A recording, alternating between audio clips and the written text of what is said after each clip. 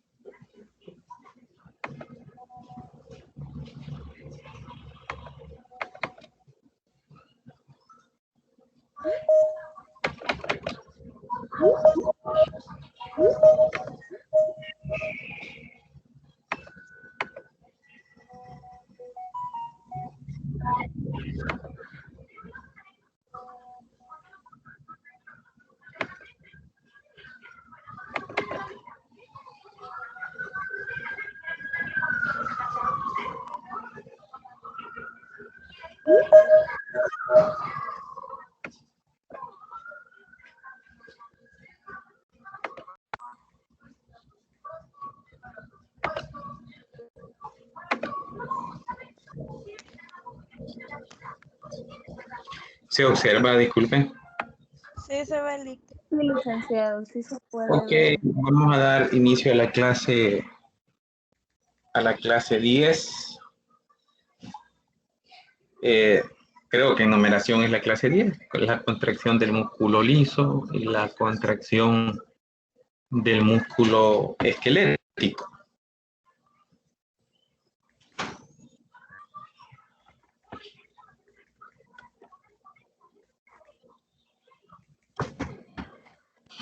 Como que se quiere quedar trabada, que no pasa. Licenciado, solo le voy informándole de que en San Miguel se ha cortado la electricidad. Ajá, así me comentaron varios compañeros que no tenían luz, licenciado. Bueno, está bien. Ok, está bien, pero como habíamos dicho que por lo menos si aquí hay internet, la clase va a quedar grabada por el momento, ¿verdad? Y eso es muy bueno. En la introducción vamos a decir nosotros que aproximadamente el 40% del cuerpo, ¿verdad?, lo representa el músculo esquelético, ¿verdad? Y cuando hablamos de músculo esquelético estamos haciendo referencia a que el músculo cuya inserción y origen es a nivel del hueso, ¿verdad? Tiene relación con el hueso de manera específica. Y el otro 10% lo representa el músculo y el músculo cardíaco, ¿verdad? Así tenemos nosotros que las diferentes células musculares están formadas por cardíacas, propiamente del músculo cardíaco, músculo liso, propiamente del apartado sobre todo visceral, que tiene relación con las vísceras, en la mayoría de los casos, y en este caso las células musculares esqueléticas que están insertadas, como habíamos dicho anteriormente, a la parte del hueso. Un poquito acerca de las funciones del tejido muscular, ¿verdad? Vamos a señalarlas porque es bien importante. Primero, ¿verdad? Una es producir los movimientos corporales, ¿va? Movimientos del cuerpo para caminar, para mover, correrse, agarrar, sujetar, tirarse y un sinfín de movimientos que nosotros podemos hacer de manera corporal. Desde caminar de manera sencilla hasta caminar de manera compleja, ¿verdad? Y a mí siempre me causa risa como licenciado y también fisiólogo, ¿verdad? Cuando veo las diferentes formas de caminar de las personas, no es que yo me ponga a reír ni nada, pero a veces hay movimientos bien complicados, ¿va?, que generan mucho para poder su manera de caminar. Muchos, pensaría yo, es una manera de ser de cada quien, una manera de lucirse, una manera de sentirse bien. Pero ustedes pues me pueden entender que ya, hasta cierto punto me causa un poco de gracia, ¿verdad? No de burla, sino que de gracia. Eh, Luego, también dentro de las funciones del tejido muscular está estabilizar las posiciones que adopte el cuerpo. Dentro de ellas, que la más importante sería, por ejemplo, lo que genera los músculos de la nuca o del cuello. Ustedes bien saben de que hacemos movimientos bastante continuos en las cuales, ¿verdad? El cuello siempre trata de buscar un acomodamiento entre lo que es la cabeza, eh, ¿verdad? Y el cuerpo en sí, ¿verdad? El tronco y las extremidades, podríamos decir, ¿verdad? Si nosotros hacemos un movimiento hacia la izquierda, la posición que debe adoptar la cabeza depende de mucho también de la panorámica y la visión que nosotros querramos tener. A mí me causa gracia que cuando se está haciendo exámenes presenciales y algún compañero está copiando, yo le digo, te va a dar tortícolis. O mira, ten cuidado con el cuello, no va a ser que se te vaya a estirar como que jirafa, ¿verdad? Y todas las cosas me causan gracia porque me da risa todos los movimientos que hacen a veces con el objetivo, ¿verdad? Lógicamente de alcanzar alguna pregunta, poderla ver, ¿verdad? Y muchos lo hacen con el cuello, pero a veces no se dan cuenta que la vista no les ayuda mucho. Y a veces yo no me enojo con los estudiantes, sino que al contrario, los motivo a que ellos contesten el examen por sí solos, ¿verdad? Y a veces salgo con ciertas bromas, pero no bromas que dañen la integridad, sino que causen un poco de gracia. Así también, ¿verdad? Dentro de las funciones del tejido muscular son almacenar y movilizar sustancias en el organismo. Dicho sea de paso, ¿verdad? Hay tejidos musculares, sobre todo de músculo liso, que lo conforman las glándulas, ¿verdad? Y estas glándulas contienen sustancias que luego estas son eyectadas hacia un sitio específico, sobre todo en el torrente sanguíneo o en el tubo digestivo, ¿verdad? Sustancias que son inyectadas y que provienen de glándulas, o sea que tienen esa capacidad de almacenar y movilizar, ¿verdad? En el caso de la movilización, también todo el lecho vascular, arterial y venoso tiene la capacidad de poder generar una circulación general y una circulación pulmonar, dependiendo de hacia dónde vaya el flujo sanguíneo. Esos son ejemplos de los que podemos mencionar, ¿va? Y la capacidad del cuerpo de generar calor, ¿va? Durante el ejercicio, sobre todo, ¿verdad? En el proceso de relajación y contracción, se genera calor y esa calor produce un proceso que nosotros conocemos como termogénesis, ¿verdad? Dentro de las mismas propiedades del tejido muscular, ¿verdad? Existe lo que es el proceso de excitabilidad, de contractibilidad, de extensibilidad y de elasticidad. Son propiedades, me disculpen por el ruido de los perros, y así podemos verlas cada una de ellas. El proceso de excitabilidad corresponde a la capacidad que tiene el músculo de poder responder a impulsos eléctricos que llegan a la fibra muscular, que estas fibras forman tejidos, que estos tejidos forman órganos, ¿verdad? Esa capacidad de poder responder, ¿verdad? Y comúnmente esta respuesta siempre es originada por un potencial eléctrico exterior que viene a través de las fibras nerviosas motoras o un potencial eléctrico propio en la membrana celular debido a una diferencia en los gradientes de concentración iónico. Así tenemos que también tiene la capacidad de contraerse, ¿verdad? Y este proceso de contracción se debe siempre a un potencial eléctrico o a un potencial de acción que se genera en un músculo. El proceso de extensibilidad es la capacidad del tejido de poder estirarse, pero hasta ciertos límites. Y aquí hay que tener mucho cuidado, ¿verdad? Una cosa es cuando alguien está acostumbrado a poder distenderse de manera muscular en diferentes posiciones, ¿verdad? Sobre todo cuando se está practicando un deporte, pero otra cosa es aquella distensión abrupta.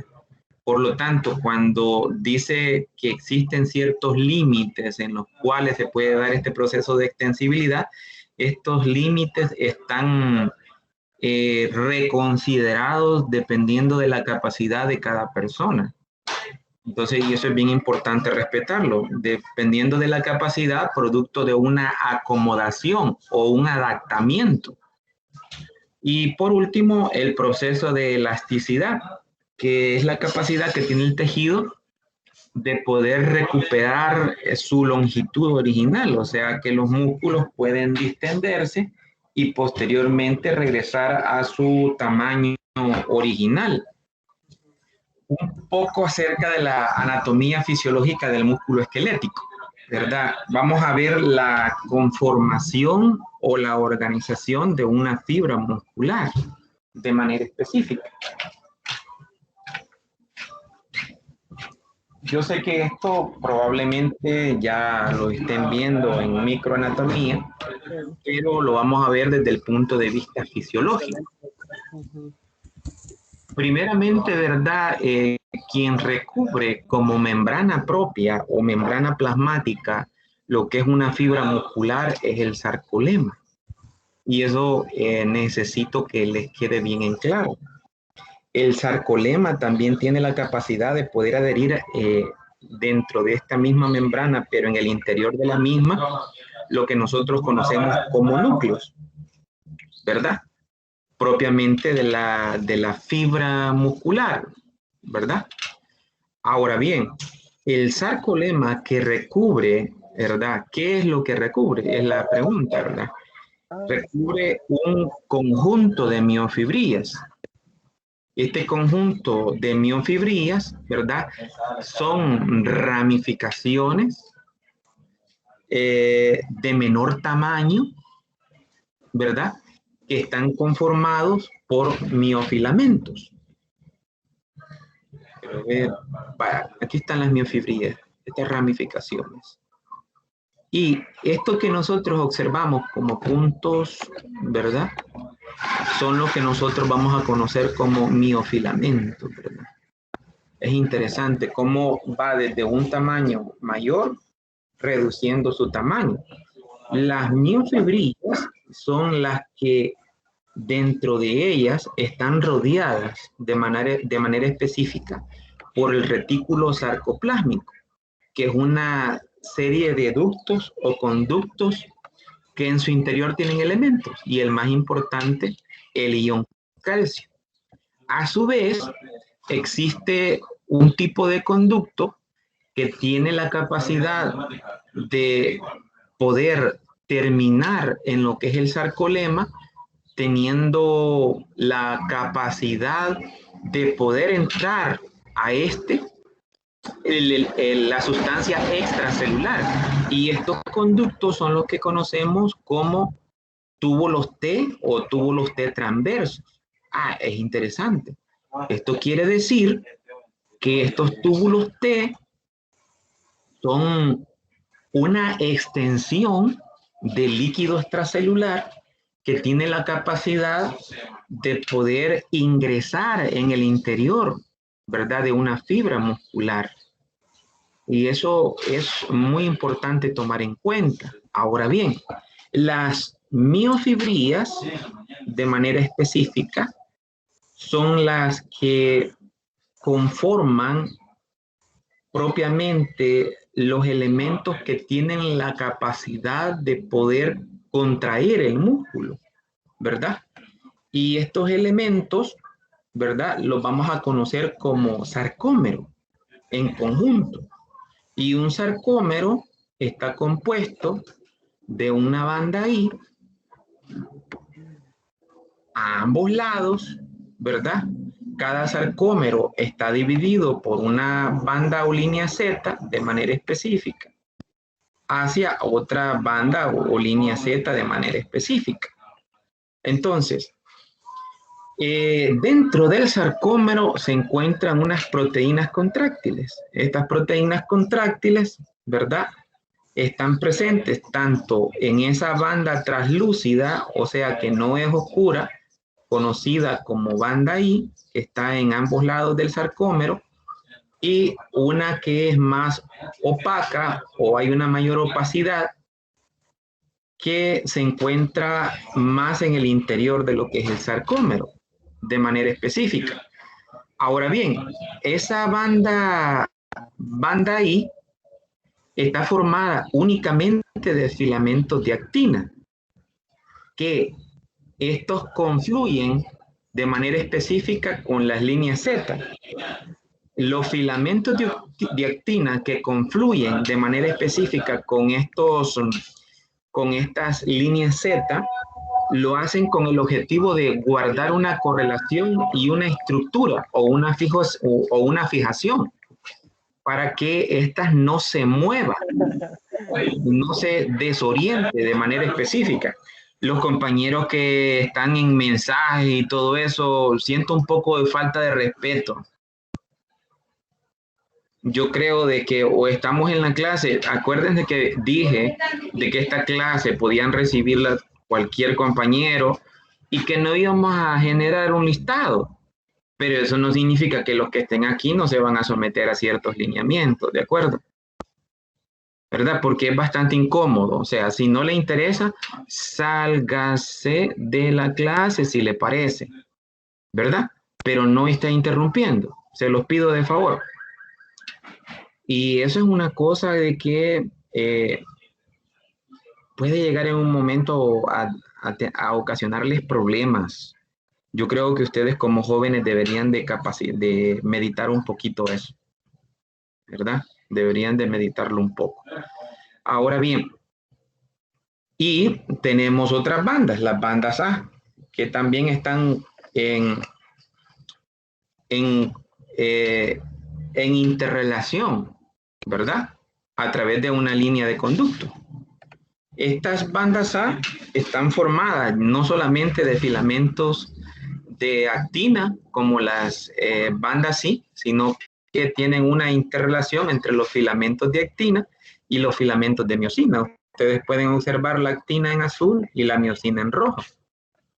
Más abajo se nos explica de manera más clara, ¿verdad? Que la línea Z, ¿verdad? Que permiten mantener la estructura propiamente de los filamentos de actina y los filamentos de miosina ubicados en las bandas A están unidos, ¿verdad? A filamentos de actina. La troponina y la tropomiosina pertenecen al filamento de actina y dos ramas pesadas con cabezas en sus extremos corresponden a lo apartado de la miosina, pero eso lo vamos a ver más adelante. Las proteínas musculares, ¿verdad? Tenemos las proteínas contráctiles, que son las que producen el proceso de contracción, lo que es la actina y la miosina. La actina es la fibra delgada y la miosina, ¿verdad? Es la proteína gruesa y de mayor peso molecular. Y hay proteínas reguladoras. Esta regulación puede ser una regulación de inhibición de la contracción del músculo o la contracción de estas fibras propiamente, ¿verdad? O la excitación para que se dé el proceso de lo que es la contracción muscular. Aquí tenemos las proteínas reguladoras de troponina y las proteínas reguladoras de tropomiosina de manera específica, que más adelante las vamos a explicar. Y por último, ¿verdad? Tenemos proteínas estructurales. Estas proteínas estructurales tienen funciones específicas que interactúan de manera general en el sarcómero y de manera específica en los filamentos de miosina y actina. Quisiera verlo aquí. Aquí lo vamos a observar en la estructura molecular. Así como habíamos dicho anteriormente, el filamento de actina posee tropomiosina y troponina. ¿Cuál sería la acción de la tropomiosina? La acción de la tropomiosina, si ustedes observan, son fibras que se encuentran enrolladas en los filamentos de actina y tienen como función, ¿verdad?, tapar los puntos activos en los cuales se va a conectar la cabeza del filamento de miosina para poder desarrollar el proceso de contracción. Entonces, la función de la tropomiosina es evitar de que la cabeza de miosina tenga contacto con estos puntos activos de la actina.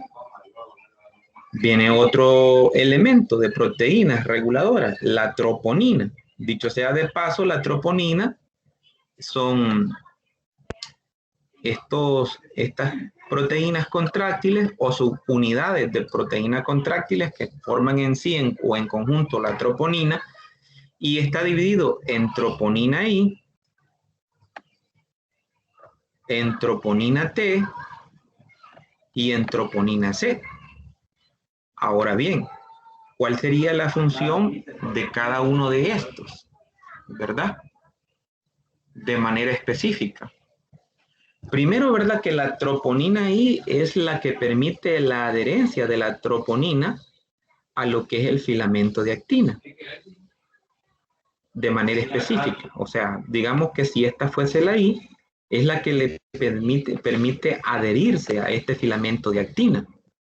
¿Verdad? La troponina T, ¿verdad?, o troponina de tropomiosina, de manera específica, es la que contrarregula, ¿verdad?, la acción de la tropomiosina en relación a la capacidad de inactivar o activar estos puntos específicos en los cuales se une la cabeza de el filamento de miosina para darse el proceso de contracción. Y en el apartado de la troponina C, ¿verdad? La troponina C es la que permite un cambio configuracional cuando esta troponina tiene contacto con los iones calcio. Y ese cambio conformacional hace de que la troponina T genere un efecto contrario sobre la tropomiosina. ¿Y ese efecto contrario qué sería?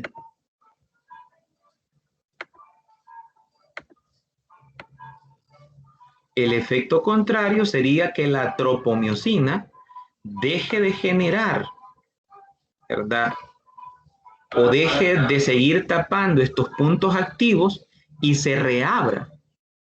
Y al reabrirse, puede permitir el contacto directo de estos puntos activos con la cabeza de la miosina. Entonces vemos acá que un papel importante de la troponina, ¿verdad?, es hacer que la tropomiosina sea parte de los puntos activos. Y estos puntos activos, de manera específica, tengan contacto con la cabeza de la miosina para que se dé el proceso de contracción o entrelapamiento entre la miosina y la actina. Pero para que se dé ese funcionamiento, debe de existir un cambio conformacional producido por la troponina C cuando ésta interactúa con el ion calcio. Entonces, juega un papel importante el ion calcio en el proceso de contracción muscular.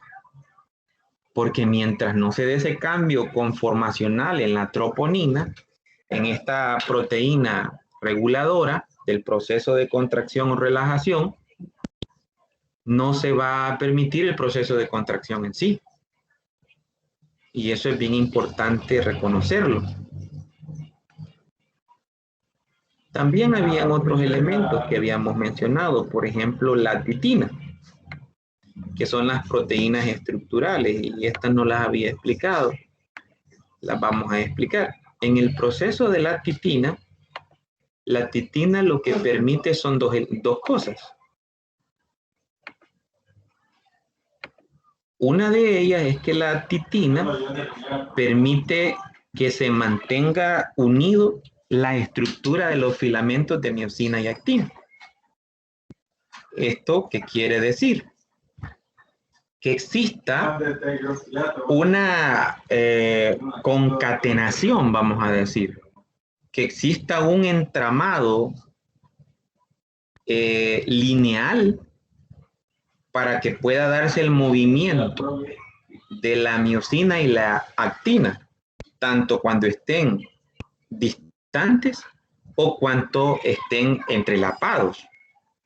Entonces permite que se mantenga eso. Y a su vez, otro apartado importante de la titina es que permite de manera específica que se mantenga una longitud del sarcómero hasta cierto punto, lo que permite ponernos al tanto de la capacidad de mantener el proceso elástico en la fibra muscular. O sea, puede permitir hasta una longitud específica, pero luego de esa longitud tiene que regresar a su estado original. La titina está pendiente de eso. Quiere decir de que si la titina está pendiente de eso, va a estar pendiente de la distensión que pueda generar la actina, ¿verdad? Así también como la contracción que pueda llegar a alcanzar la misma. Tenemos otro, la miomesina. La miomesina interactúa de manera específica con el filamento de miosina y lo que permite es que la miosina se mantenga íntegra estructuralmente durante el desarrollo de lo que es el proceso de contracción o relajación propiamente. Y por último tenemos la nebulina y la distrofina. En relación al proceso de nebulina, está íntimamente relacionado con la actina y la miosina, debido a que esta es la que permite de que no se salga de puntos específicos de acción, tanto de contracción como de relajación. O sea, hay elementos que son visores. Y el proceso de distrofina, ¿verdad? En este caso, la proteína de distrofina interactúa en conjunto en el sarcómero, en todos esos elementos que lo forman. Decirles que una deficiencia de distrofina, esa conformación del sarcómero no se daría, y es lo que nosotros conocemos como distrofia muscular. O sea, que no hay una conformación adecuada de lo que es el sarcómero que permite el proceso de contracción y relajación. Un poco acerca de la unión neuromuscular. En la clase anterior estuvimos hablando de potenciales de acción, potenciales de membrana y cómo estos se transmitían a través de lo que es las fibras nerviosas. Ahora bien, una fibra nerviosa que tiene una acción motora o fibra nerviosa motora, ¿verdad?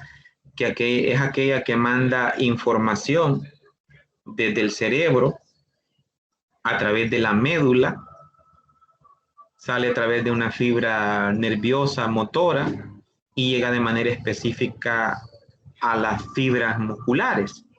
Entonces, una unión muscular consiste en la sinapsis entre el botón terminal de un axón y la placa motora del sarcolema de la fibra muscular. Entonces, ¿cuáles son en sí los botones terminales? ¿Verdad? Estos son los botones terminales de una fibra nerviosa motora. Estos botones terminales son los que están en contacto con placas motoras. Y las placas motoras, ¿sobre qué están en contacto? Están en contacto de manera específica sobre el sarcolema, o sea, la membrana de la fibra muscular. Entonces aquí tenemos una membrana de la fibra muscular, membrana de fibra, y esta membrana de la fibra muscular está en contacto con un botón terminal. Y este apartado que ustedes observan aquí conformacional es lo que nosotros conocemos como placa motora. ¿verdad? Entonces, el espacio que hay entre el botón axómico y la placa motora, ¿verdad? Se conoce como espacio, ¿verdad? Presináptico si está en contacto con la sinapsis terminal de la fibra nerviosa y posináptico si está en contacto con la placa motora, ¿verdad? Ahora bien, es en este espacio donde se liberan los neurotransmisores de manera específica. Veamos una unidad motora. Hablamos de placas motoras, ahora vamos a hablar de unidades motoras. Dice que las unidades motoras son el conjunto de todas las fibras musculares que son inervadas por una única fibra nerviosa. Entonces, si estamos hablando de una placa motora, ¿verdad? Que es la unión entre el axón terminal de manera específica y el sarcolema. Ahora, una unidad motora representa un conjunto de fibras que son inervadas de manera específica por una fibra nerviosa, por una sola fibra nerviosa. Y estas unidades motoras están íntimamente relacionadas, ¿verdad? Están íntimamente relacionadas por motoneuronas alfa, ¿verdad? Y motoneuronas gamma, o también motoneuronas A o motoneuronas B. ¿Cuál es la diferencia entre uno y otra? Todas las fibras nerviosas que tienen contacto de manera específica con la placa motora, todas son fibras nerviosas motoras. Pero existen ramificaciones nerviosas que tienen contacto directo con fibras musculares de gran tamaño y fibras musculares de menor tamaño. Las fibras musculares de mayor tamaño son las que se encuentran sobre todo en la superficie de la fibra muscular o en la superficie del músculo. Y las fibras que son de menor tamaño son las que se encuentran en el interior o en el centro, ¿verdad? De manera específica de una fibra muscular o de un músculo en sí, si lo vemos de manera general. Esto quiere decir que las motoneuronas alfa son las que van a tener contacto con aquellas fibras musculares que son de mayor tamaño, ¿sí? Y que son de mayor grosor. Y las fibras musculares beta, o en su caso, el marco teórico de Guyton hace mención de la fibra gamma, son aquellas que tienen contacto con las fibras más delgadas. ¿Y cuál es la importancia entre uno y otro? Porque la primera, de las fibras gruesas, son las que nos permiten a nosotros hacer movimientos bruscos. Y las fibras delgadas son las que nos permiten generar movimientos finos. Cuanto más fibras delgadas existan o sean estimuladas, nuestros movimientos van a ser todavía más finos. Y cuanto más fibras gruesas sean estimuladas, van a ser más bruscos. ¿Cuál es el mecanismo general del proceso de contracción? Primero, ¿verdad? Se genera un potencial eléctrico y este potencial eléctrico se transmite a través de la fibra nerviosa, motora, hasta generar un proceso de despolarización de la terminal axonómica, ¿verdad? Cuando estoy hablando que genera un proceso de despolarización de la terminal axonómica, estoy hablando del botón axomal. Lo último, lo que tiene contacto de manera específica con la placa motora. Al generar ese proceso de despolarización, permite la apertura de canales de calcio hacia el interior de la terminal presináptica. Es interesante, entonces la terminal presináptica también se abre. Hay canales de calcio que se abren ante ese proceso de despolarización. Entonces, al abrirse esa terminal presináptica a los iones calcio, estos ingresan al botón axonal y hacen de que las vesículas que contienen los neurotransmisores se agreguen o adosen a la membrana presináptica terminal para liberar el neurotransmisor al espacio sináptico. Vamos a llamarle espacio sináptico ahora, ¿verdad? Al espacio sináptico. Ese neurotransmisor que a nivel muscular es la acetilcolina, tiene contacto de manera específica con receptores ubicados en la placa motora. Estos receptores ubicados en la placa motora son receptores de tipo nicotínico. Entonces, ¿qué es lo que pasa? Que esta acetilcolina o este neurotransmisor, antes de ser hidrolizado para poder desecharlo, activa y se une a estos receptores, ¿verdad? Posinápticos.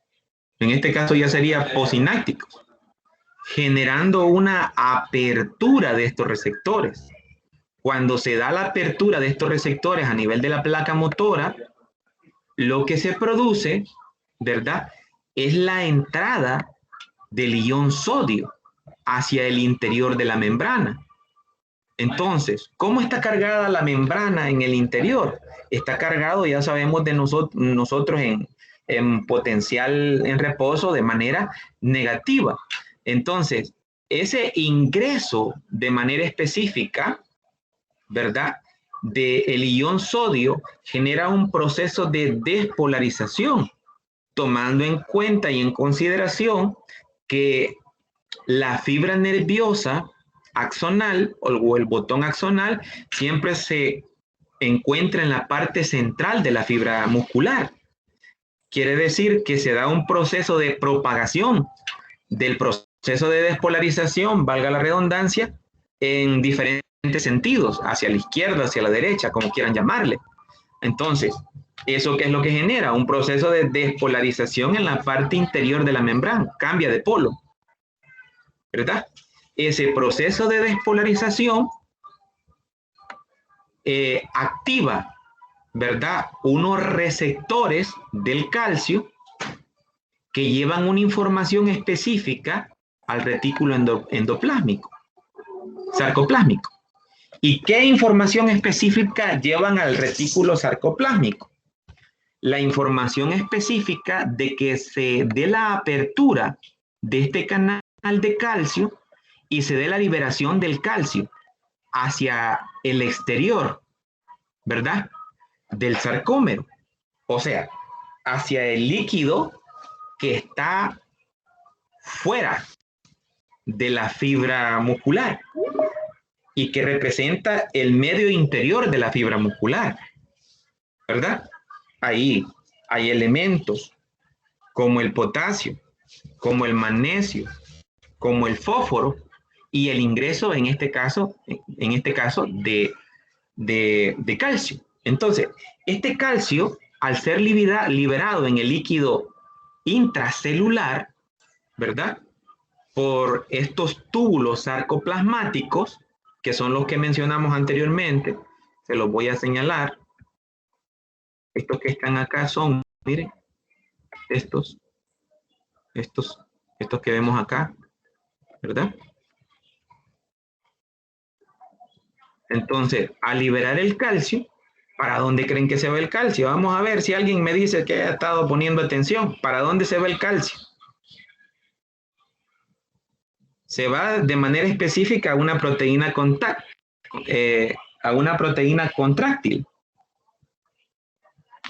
¿A una subunidad de quién se va?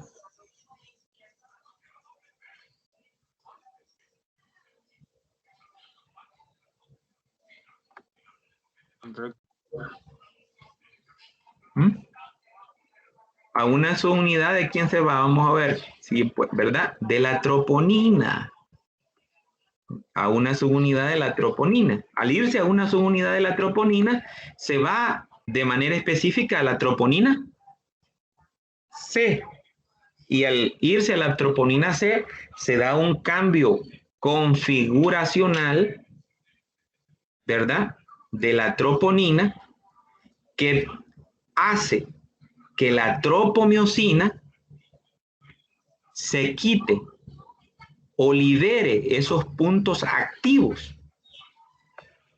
Y al liberar los puntos activos, ya se puede permitir que estos puntos activos se unan ¿con quién? Con la cabeza de los filamentos ¿de qué? De miosina. Troponina. ¿Verdad? Con la cabeza de los filamentos de miosina. Ahora bien, hasta acá uno dice, hey, ya se tiene que dar entonces el impulso eléctrico. No, esto requiere energía. Y la energía se obtiene a través de la transformación de la adenosina, ¿verdad?, en ATP. Entonces, este ATP genera ese punto específico que permite generar un movimiento en bisagra, ¿verdad?, de la cola de la miosina, y a su vez generar un golpe activo en los puntos específicos de actina. ¿Y qué es lo que hace? Mueve hacia adentro las fibras de actina. No sé si alcanzan a ver, pero por si sí están. Pero cuando se da esa capacidad de entrelazarse, si esta es la miosina, lo que hace es esto: venite para acá, venite para acá, venite para acá. Y luego quedan entrelazados así. Y es ese mismo ATP que permite la liberación de la cabeza de la miosina con los puntos activos de la actina. Si no hubiera ATP, eso quedara así, entrelazado. Y aquí, bueno, en la anterior se los expliqué totalmente, que ese proceso de despolarización permite la apertura del, ¿verdad?, en este caso del túbulos sarcoplasmáticos, liberando en este caso el calcio, liberando los puntos activos de actina para que tengan contacto con la cabeza de la miosina, y junto con el ATP característico permiten esos golpes activos que hacen de que se entrelapen los filamentos de miosina y actina. Entonces, ¿qué es lo que pasa después de esto? Cuando ya termina ese potencial eléctrico, que es en fracciones de segundo, se abre también una bomba de sodio, perdón, una bomba de calcio, que permite nuevamente la entrada del ion calcio a los túbulos sarcoplasmáticos de manera específica. Y aquí tenemos todo lo que habíamos explicado anteriormente, ¿verdad? Que eso ya se lo había explicado. Ahora, el ATP se puede conseguir de tres maneras durante el proceso de contracción. Una fosfocreatina, que está almacenada en el músculo y que a través de un proceso anaeróbico de fosforilación, cuando hablo de anaeróbico significa que no se utiliza oxígeno, ¿verdad? El proceso de fosforilación, la energía combinada del ATP, que es almacenada en el músculo, más el ATP que lo ¿cómo se llama?, cuantifica la fosfocreatina, que aproximadamente son 5 moléculas más de ATP que da a través de un proceso de fosforilización, permite que se dé la contracción muscular, pero a través de esta forma de obtener energía, permite solamente la actividad muscular de 5 a 8 segundos, o sea, es bastante lenta. Ahora bien, viene la segunda, el proceso de glucólisis del glucógeno. A través del glucógeno, ¿verdad?, o a través del proceso de glucogenólisis, se obtiene glucosa, y a partir de la glucosa se obtiene el ATP, pero se obtienen otros elementos, como ácido láctico. Esto quiere decir que si usted va a utilizar energía y toma como fuente de energía principal en la ingesta que usted genera glucosa, ¿verdad? Esto va a ser de manera anaeróbica y a su vez va a generar mayor cantidad de ácido láctico. Y el ácido láctico, jóvenes, es el que genera el dolor muscular, el dolor que usted no aguanta. Entonces, por lo tanto, si va a someterse a ejercicio o cuando sea médico, sus pacientes van a estar en ejercicio extenuante, la hidratación tiene que ser a través de iones y una ingesta calórica, no una ingesta de glucosa, porque usted bien sabe el efecto que va a generar en el proceso de trabajo físico. Y viene el otro apartado, el metabolismo oxidativo, que permite obtener el 95% del total de la energía como fuente específica en el proceso de contracción o ejercicio físico. Se me olvidó mencionarles que la glucólisis no dura más allá, ¿verdad?, de 1 minuto, su acción. Pero este minuto puede irse uniendo o concatenando a más minutos si lo único que usted ingiere, ¿verdad?, es solamente elementos que contengan glucosa. Ahora, el metabolismo oxidativo sí permite más del 95% de toda la energía que ocupa el músculo. Y esto permite, ¿verdad?, que esa capacidad muscular se mantenga por mucho más tiempo. Por mucho más tiempo.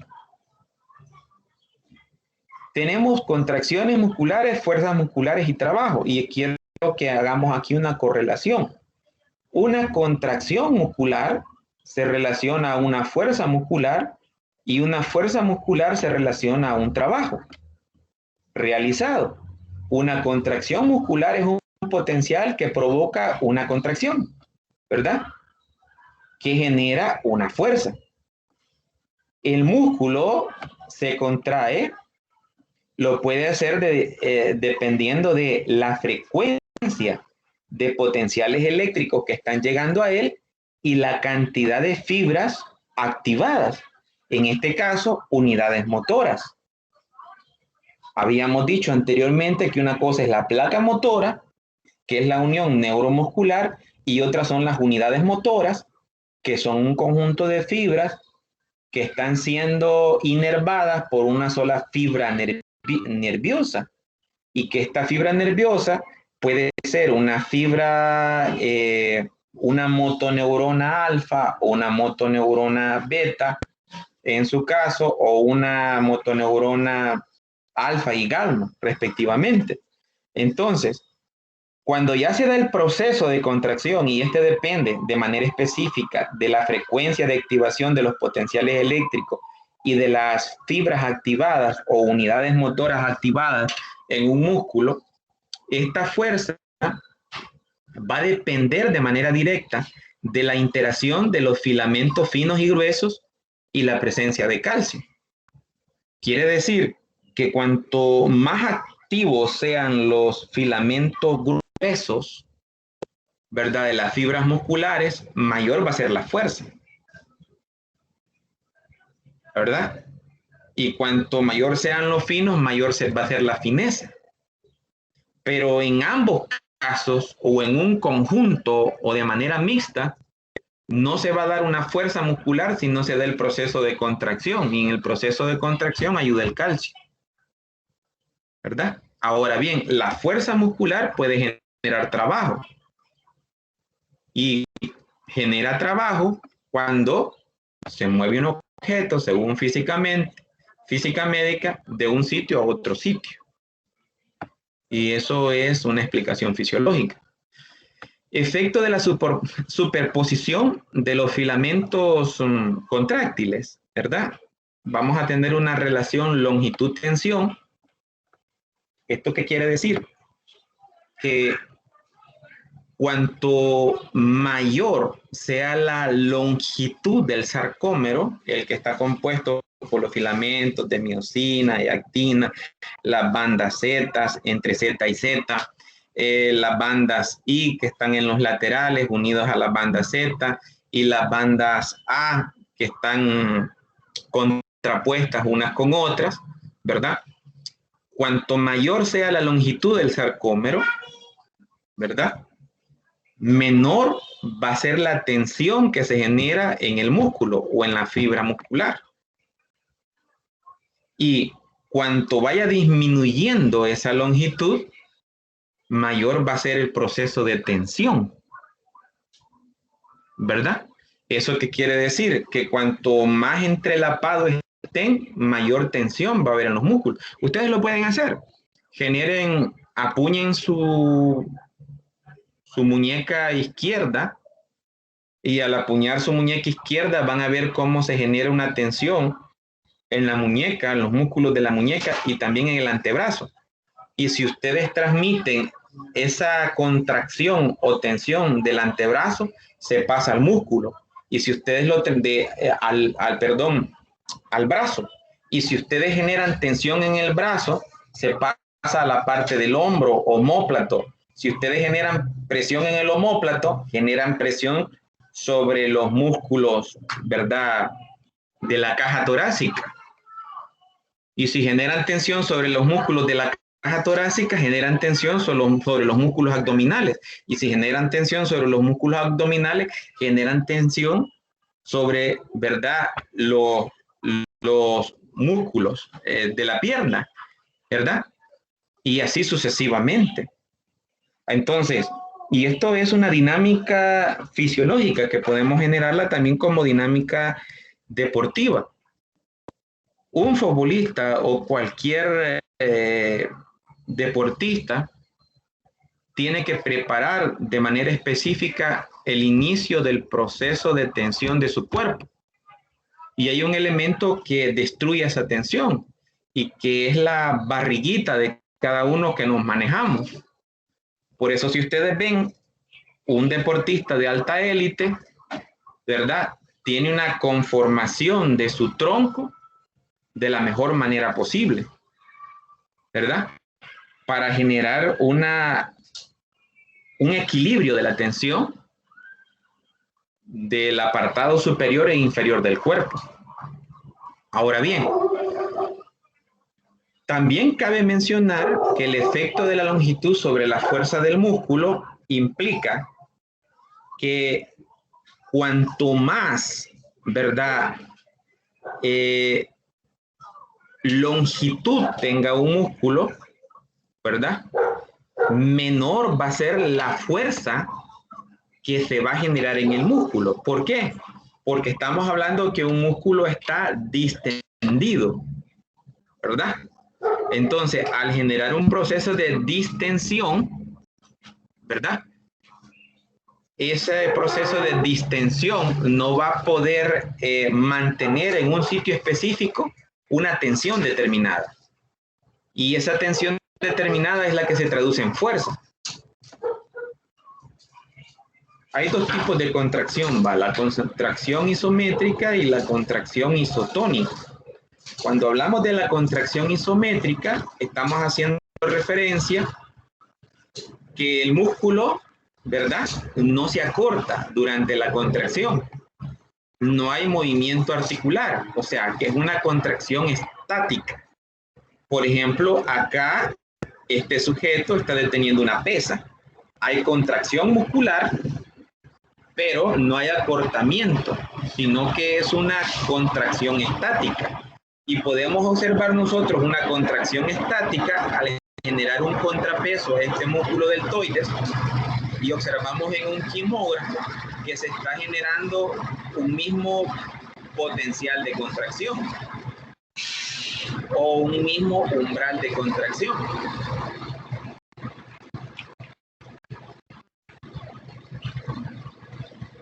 Fíjense que vamos a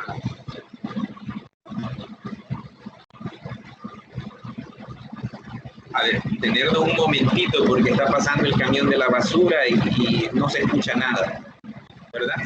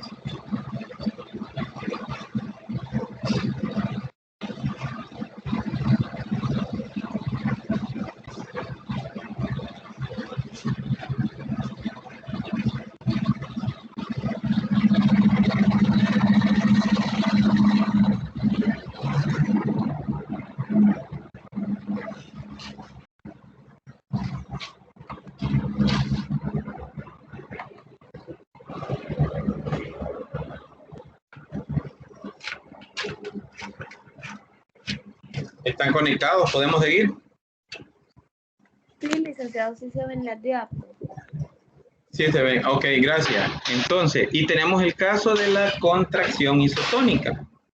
En el proceso de contracción isotónica, ¿verdad?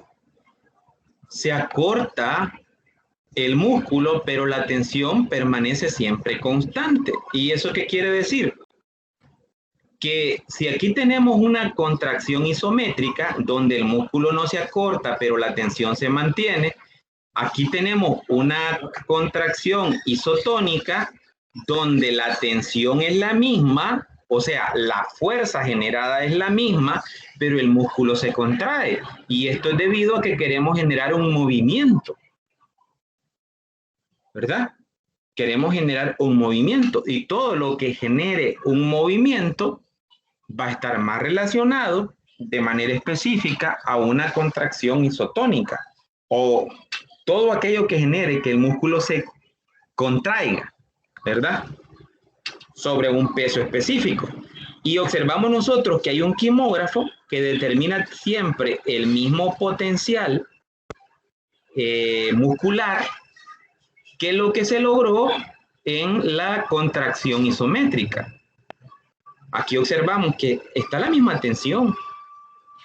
La diferencia es, ¿verdad?, que en esta contracción isotónica sí se contrajo el músculo, pero se mantiene la misma tensión. Ay, disculpen el ruido. En donde vivo, la verdad que la gente cada rato pasa entrando y saliendo, ¿verdad? Pero no es pasaje, sino que es una pequeña calle, pero sí que si no es una cosa es otra.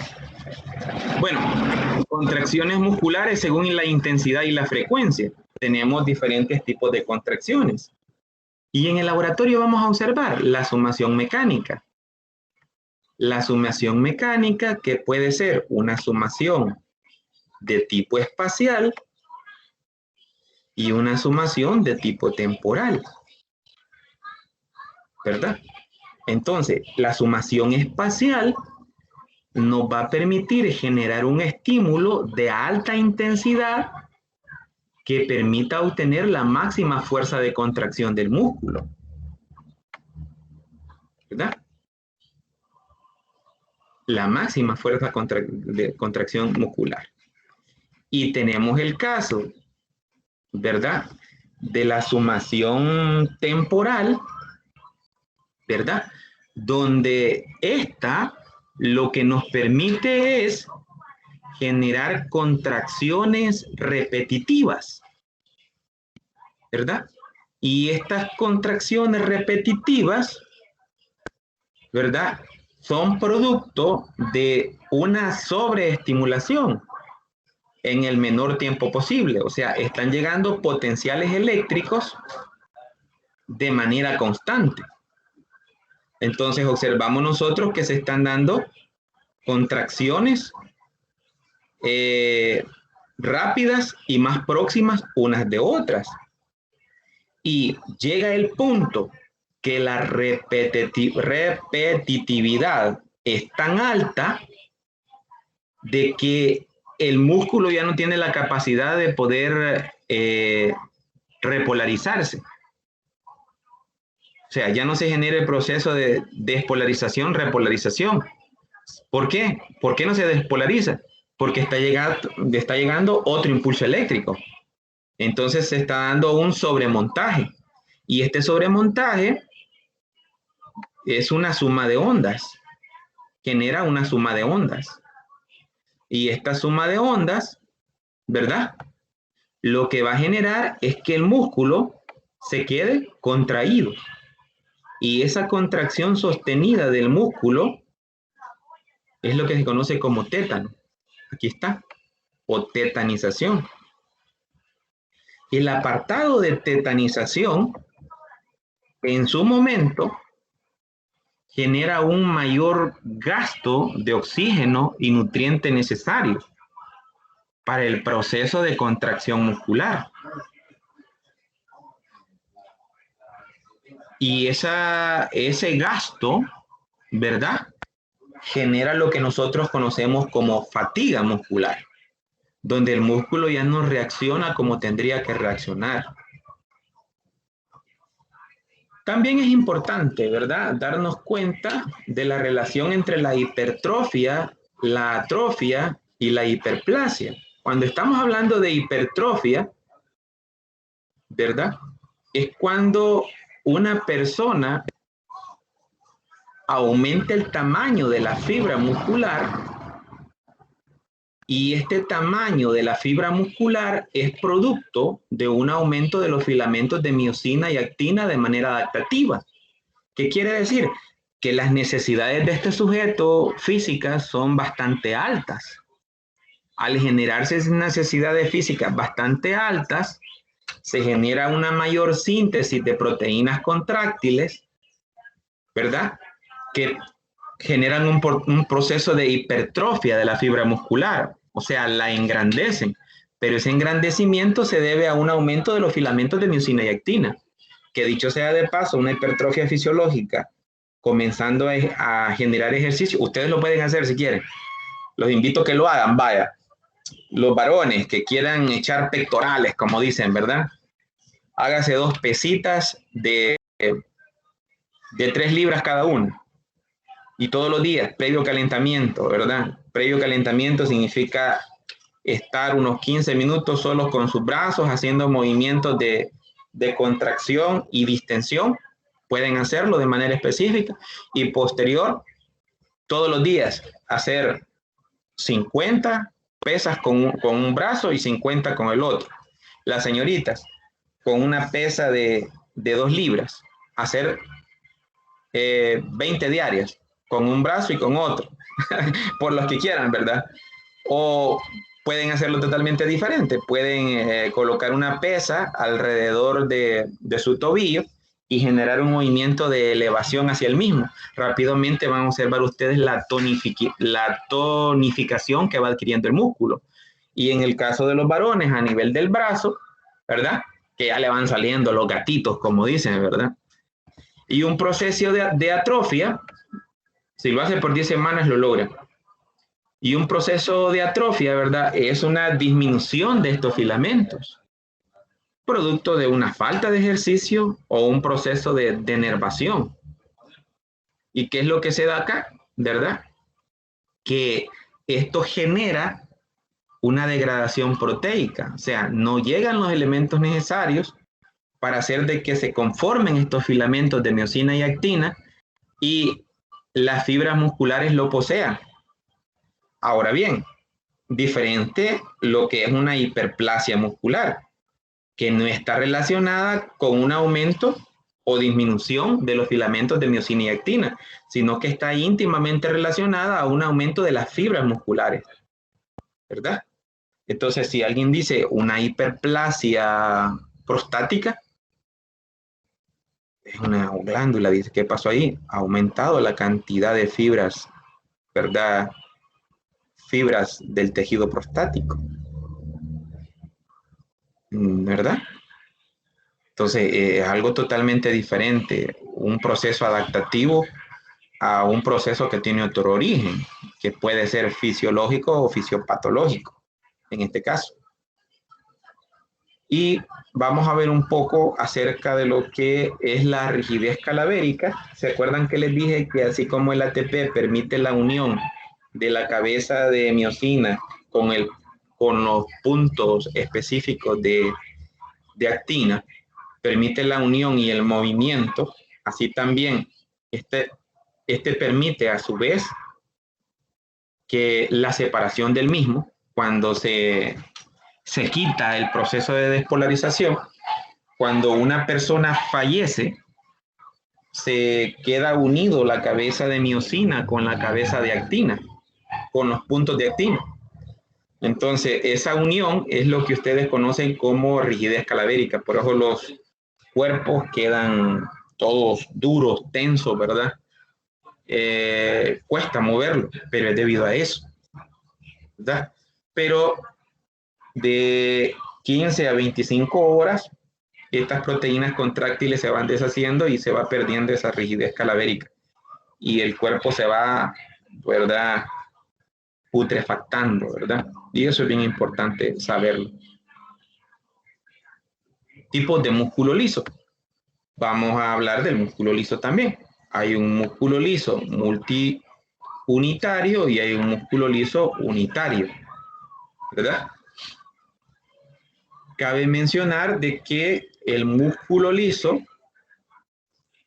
tiene cierto parecido con el músculo esquelético en muchos aspectos, pero hay otros que no los comparten.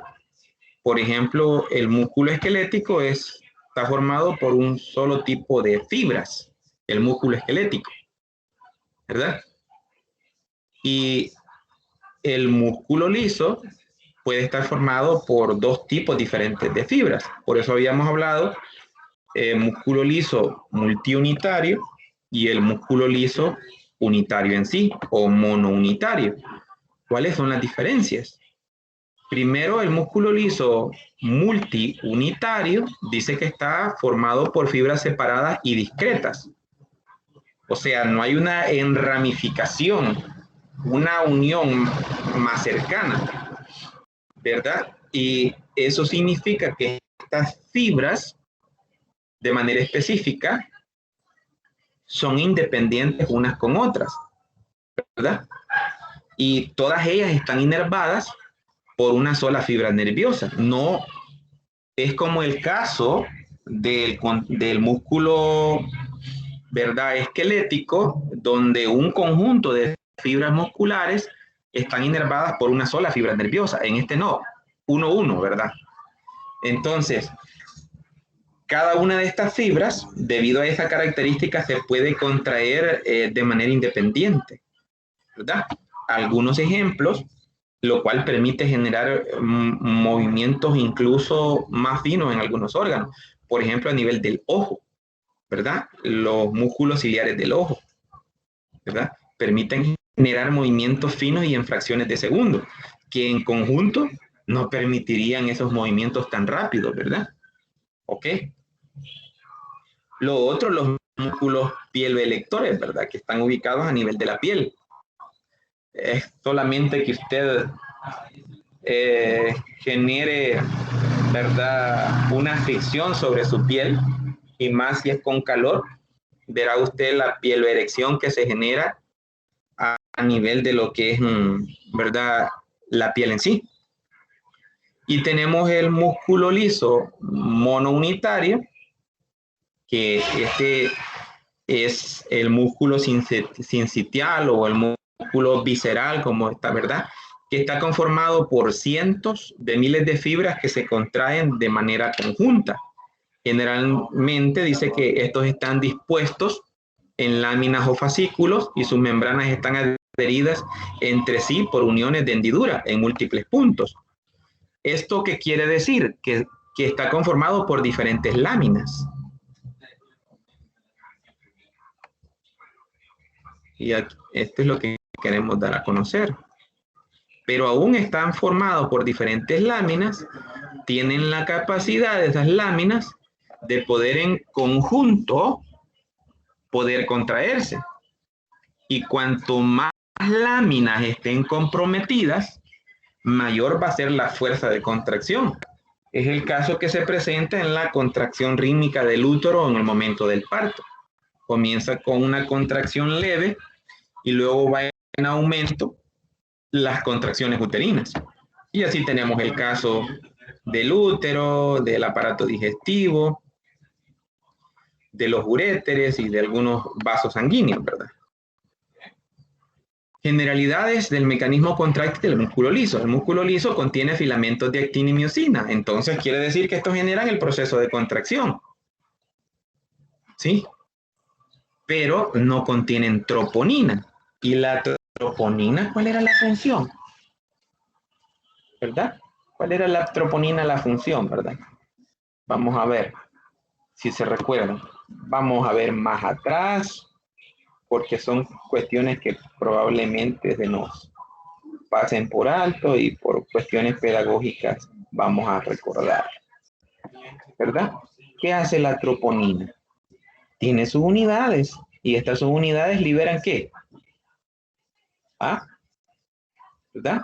La tropomiosina, para que queden abiertos los puntos activos que puedan unirse a la cabeza de la miosina. Entonces no tiene troponina. Y si no tiene troponina, ¿quién realiza esa función? Sería la pregunta. La calmodulina. ¿Verdad? ¿Y quién activa la calmodulina? ¿O qué activa la calmodulina? ¿Verdad? La calmodulina hace la misma función de la troponina, uniéndose en este caso al ion calcio. ¿Verdad? Y al unirse al ion calcio, este ya consecuentemente permite de manera específica que se desarrolle el proceso de contracción. Pero se recuerdan que yo les dije de que las láminas que componen al músculo unitario o monounitario, ¿verdad? En el caso del monounitario, son diferentes láminas o adventicias. Entonces, estas láminas no se contraen de manera rápida como lo hacen en el músculo esquelético, sino que lo hacen de manera lenta. A su vez, quiere decir que la contracción del músculo liso es mucho más lento que la del músculo esquelético, ¿verdad? Y debido a que mientras se está desarrollando el proceso de contracción en una lámina, posteriormente, en fracciones de tiempo, ¿verdad?, no tan largas, se está dando la contracción de las diferentes láminas o adventicias. Entonces puede durar por mucho más tiempo el proceso de contracción. Ahora bien, dice que los filamentos de actina, de miosina, poseen puentes cruzados lateropolares. Bueno, ¿cuáles son los puentes cruzados? Los puentes cruzados, para que nos recordemos, son estos. Estos son puentes cruzados. En el caso, ¿verdad?,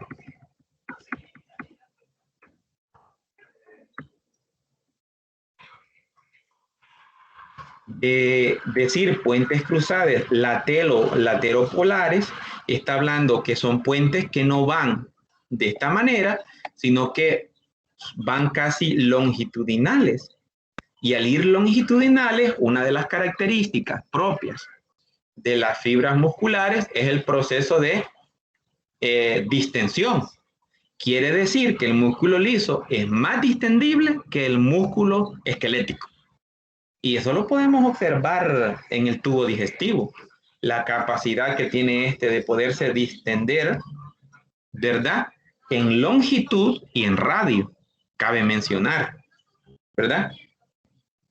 Y a su vez, esa característica, junto con las diferentes láminas que conforman, por ejemplo, el músculo liso unitario, ¿verdad?, permite contracciones de tipo tónico prolongados, ¿verdad? Como les había dicho, se contrae y se va extendiendo esa contracción, ¿verdad?, a lo largo y ancho de una víscera.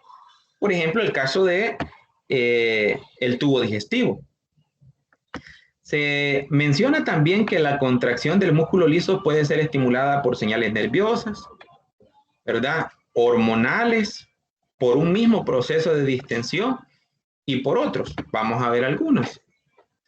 Aquí había colocado esta diapositiva porque es bien importante verlo. Origen de los iones calcio que causan la contracción, ¿verdad?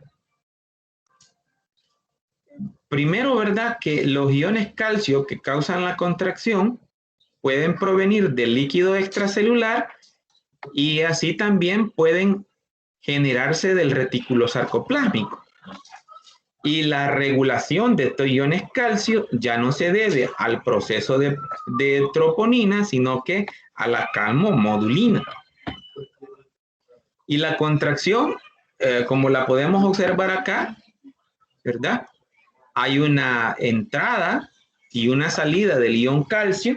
Estos son los túbulos transversos.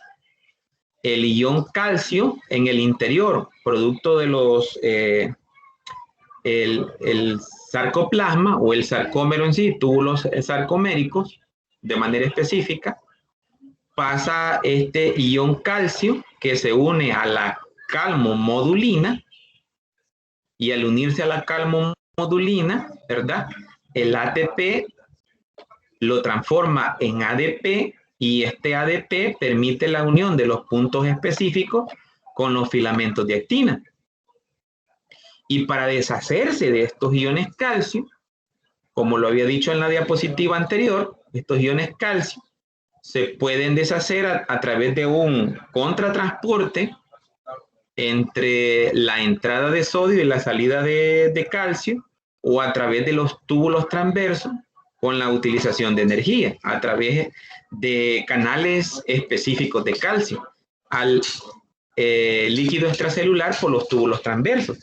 Si no se recuerdan, les había dicho que los túbulos transversos son aquellos que tienen un contacto directo con el medio extracelular a través del sarcolema, o sea, la membrana plasmática propia de la fibra muscular, hacia el interior de la célula. Y el tipo de uniones musculares, como habíamos dicho, el músculo liso comúnmente está inervado por fibras nerviosas autonómicas. Dentro de las fibras nerviosas autonómicas tenemos en este caso la segregación de neurotransmisores, la acetilcolina, cuando estamos hablando del apartado parasimpático, y la noradrenalina cuando estamos hablando del apartado simpático, ¿verdad? Ambos neurotransmisores se pueden segregar en axones que tienen varicosidades, y las varicosidades son como los botones terminales de las fibras nerviosas musculares esqueléticas. Y así tenemos que estas varicosidades se pueden encontrar también en las vísceras, a nivel visceral o monounitario, en las diferentes láminas o adventicias, o también se encuentran estas varicosidades cuando son células apartadas y que son estimuladas por una fibra nerviosa de manera específica. Aquí cabe mencionar algo, y esta es una característica que no lo tiene el músculo esquelético, ¿verdad? Que dice que la contracción del músculo liso a respuesta a factores químicos tisulares, dice. El músculo liso es muy contráctil y responde rápidamente a los cambios de condiciones químicas locales del líquido intersticial. Algunos factores, ¿verdad?, de control específico son la ausencia de oxígeno en los tejidos, el exceso de anhídrico carbónico y el aumento de la concentración de iones hidrógeno, ¿verdad? Entonces, pero aquí la pregunta es, ¿de qué manera actúa la contracción del músculo liso en respuesta a estos factores? ¿Verdad? En respuesta al factor de disminución de oxígeno, un exceso de anhídrico carbónico o un aumento en la concentración de iones hidrógeno, ¿verdad? Esto quiere decir que ante estas circunstancias son elementos químicos suficientes para que se dé el proceso de contracción, ¿verdad? Estos son factores que favorecen este proceso de contracción del músculo liso y sobre todo a nivel visceral. Algunas diferencias entre el músculo liso y el músculo esquelético. El liso, ¿verdad?, es una contracción lenta y prolongada. El esquelético es una contracción rápida, ¿verdad? El liso, ¿verdad?, tiene un ciclado lento de los puentes cruzados y el esquelético tiene un ciclado rápido de los puentes cruzados. El liso tiene actividad de la TPasa mucho menor que la actividad TPasa que contiene el músculo esquelético. El liso utiliza menos energía que el esquelético y el liso genera una fuerza mucho mayor que la fuerza máxima que puede generar el esquelético. Increíble, pero cierto. Y nunca consideres el estudio como una obligación, sino como una oportunidad para penetrar en el bello y maravilloso mundo del saber. No es fácil estudiar. Para estudiar se necesita estar consciente de metas que perseguimos. Ustedes están en una bella carrera. Tienen la oportunidad en un tiempo de ser médico. No mide el tiempo en días, horas. Mide el tiempo en la calidad que le dedica al estudio. Que el tiempo sea no su peor enemigo, porque no tiene chance de estudiar. Que el tiempo sea el aliado suyo para poder dedicar tiempo a generar conocimiento, ¿verdad? No es fácil, tiene que renunciar a muchas cosas, yo lo sé, pero siempre puede hacer lo mismo, jugar fútbol, salir al cine, hacer tantas cosas bonitas, salir a pasear con la familia, con los amigos, todo eso lo puede hacer, pero recuerde que ese tiempo es el aliado suyo para el estudio. ¿Sí? Me recuerdo que cuando dejé de estudiar en un tiempo, luego volví y retomé en la carrera de tecnología médica, me tocaba trabajar y en el trabajo, trabajaba en la noche, generaba, ¿verdad?, conocimiento, me ponía a estudiar. Llegaba cansado, pero siempre, gracias a Dios, pude salir adelante con el estudio. Voy a dejar de compartir en este momento.